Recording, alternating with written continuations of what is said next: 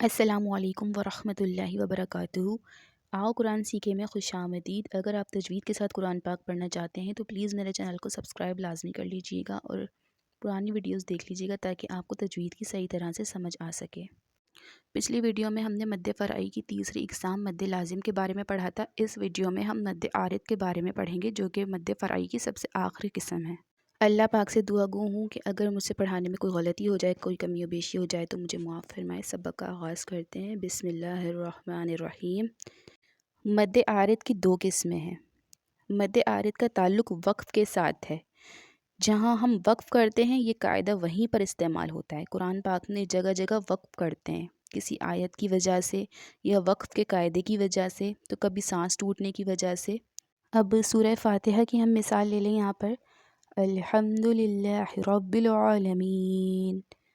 तो यहाँ पर देखें नून के ऊपर ज़बर है लेकिन साथ में इसके ही आयत का निशान गोल वाला, तो इसकी वजह से हम यहाँ पर वक्फ़ कर रहे हैं। तो हम इसको ये नहीं पढ़ रहे आलमीन, हम पढ़ रहे हैं आलमीन। तो गोल आयत के वक्फ़ आने की वजह से हमने ज़बर को किससे बदला? जज़म से बदला। यहाँ पर हमने इसको जज़म के साथ लाजमी बदलना था क्योंकि कायदा क्या है, हुरूफ़ मद्दा के बाद कलमा कुरानी में सकून आरज़ी हो।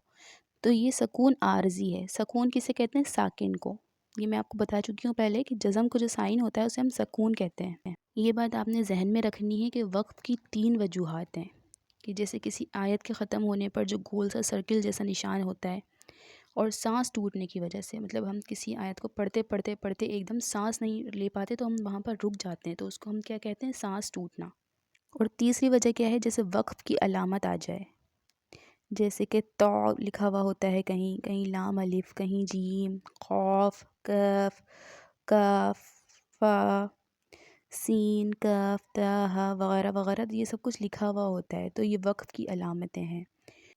आयत के आखिर में या सांस टूटने की वजह से या वक्फ़ की अलामत कहीं आ जाए तो वहाँ हम क्या करेंगे? वहाँ हम मद्दे आरिद करेंगे। तो कायदा क्या है? हुरूफ़ मद्दा के बाद कलमा कुरानी में सुकून आरज़ी हो।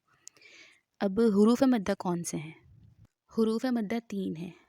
अलिफ से पहले ज़बर हो, वाव साकिन से पहले पेश हो और या साकिन से पहले ज़ेर हो, तो ये क्या होते हैं? हुरूफ़ मद्दा। तो कायदा ये है कि हुरूफ़ मद्दा के बाद कलमा कुरानी में सुकून आरज़ी हो। मिसाल में देखेंगे कि लफ्ज़ क्या है? अन्नारू, अन्नारू। लेकिन अगर यहाँ पर वक्फ़ की कोई अलामत आ जाए या हमारा सांस टूट जाए या फिर आयत के वक्फ़ करने का जो निशान होता है ना गोल वाला, वो आ जाए, तो हमने हर हाल में आखिरी हर्फ को साकिन में बदल देना है, यानी कि जज़म के साइन से बदल देना है। मिसाल को देखेंगे, लफ्ज़ क्या है? अन्नारू, अन्नारू। तो जब हम इसको यहाँ पर वक्फ़ करेंगे तो इसको क्या पढ़ेंगे? अन्नार, अन्नार। क्यों? क्योंकि देखें अलिफ से पहले ज़बर है, नून के ऊपर ज़बर है, तो यहाँ पर क्या हो रहा है? अलिफ मद्दा। और आखिर में जब यहाँ पर रा के बाद जो है कोई वक्फ़ की अलामत आ जाए, कोई वजह आ जाए वक्फ़ की, मैंने आपको तीन वजूहात बताई हैं वक्फ़ की, तो उनमें से कोई एक भी वजह आ जाए वक्फ़ की, तो यहाँ पर जो है रॉ को हम साकिन में बदल देंगे, रॉ को साकिन में बदल देंगे और अलिफ मद्दा को हम खींचेंगे 6 अलिफ की मिक़दार देखें नीचे लिखी हुई है, तूल, तवस्सुत, कसर, मगर इसमें जो अफ़ज़ल है वो तूल है, यानी कि तूल को 6 अलिफ कह लें और कसर को 2 अलिफ कह लें, तवस्सुत को आप 4 अलिफ कह सकते हैं। लेकिन जो इसमें अफ़ज़ल है यानी कि इतना हमको खींचना है, यानी कि तूल के बराबर, यानी कि 6 अलिफ के बराबर हम इसको खींचेंगे। हुरूफ़ मद्दा की बात कर रही हूँ, खींचना किसको है? हुरूफ़ मद्दा को।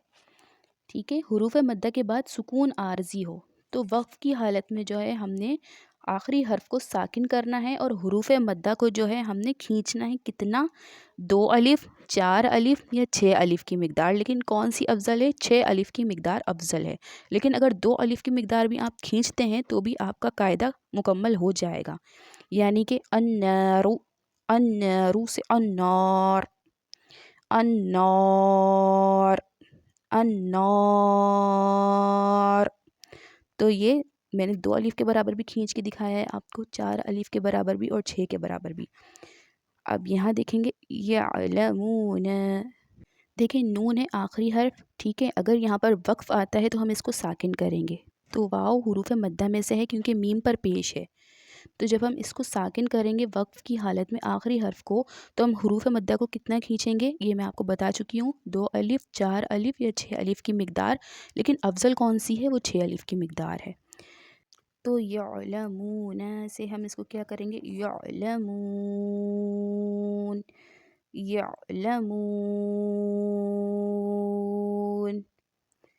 یعلمون۔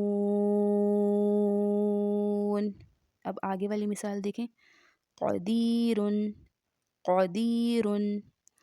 دیکھیں یا یہاں پر جو ہے ساکن ہے، یا ساکن سے کیا مراد ہے؟ یا پر جو ہے جزم کی سائن ہے، اور یا سے پہلے دال کے نیچے کیا ہے؟ زیر ہے، تو یہاں پر کیا ہوا؟ یا مدہ۔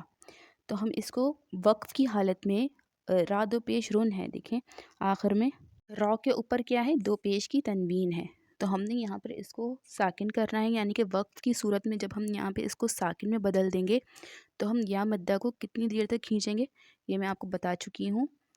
قدیر، قدیر۔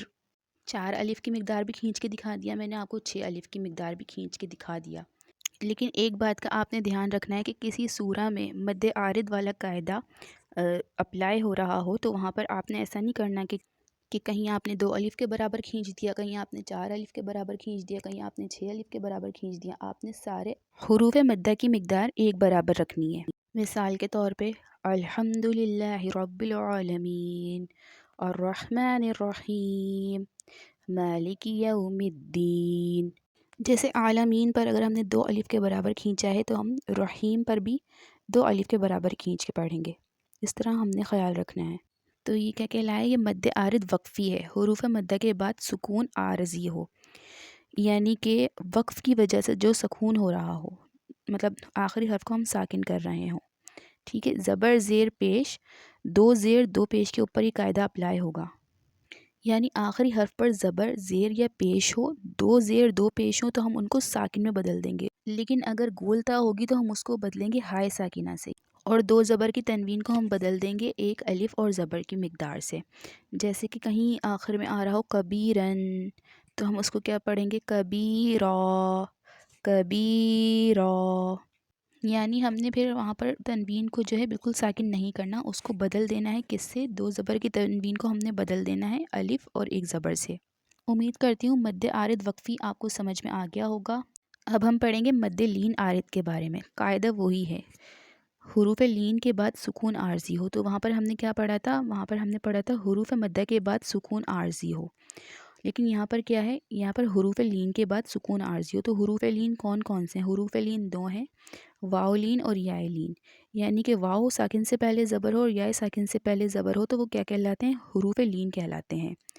تو مقدار آپ یہاں پر دیکھ لیں، کسر، توسط، طول، لیکن اس میں افضل کون سی ہے؟ کسر ہے، یعنی کہ 2 الف کی مقدار کے برابر کھینچنا اس کو افضل ہے۔ مثال میں دیکھیں، خوفن، خوفن، لیکن اگر ہم اس کو بدل دیں گے، مطلب حروف لین کے بعد سکون عارضی ہو تو ہم اس کو بدل دیں گے خوفن سے خوف، والصیفی سے والصیف۔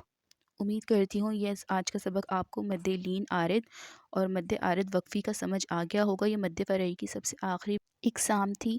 اللہ تعالیٰ کمی و بیشی کو معاف فرمائے، کیونکہ انسان ہوں تو غلطیاں مجھ سے ہو جاتی ہیں، اور اللہ تعالیٰ ہم سب مسلمانوں کی جائز دعاؤں کو قبول فرمائے۔ ملتے ہیں انشاءاللہ اگلے لیسن میں، جب تک کے لیے اللہ حافظ۔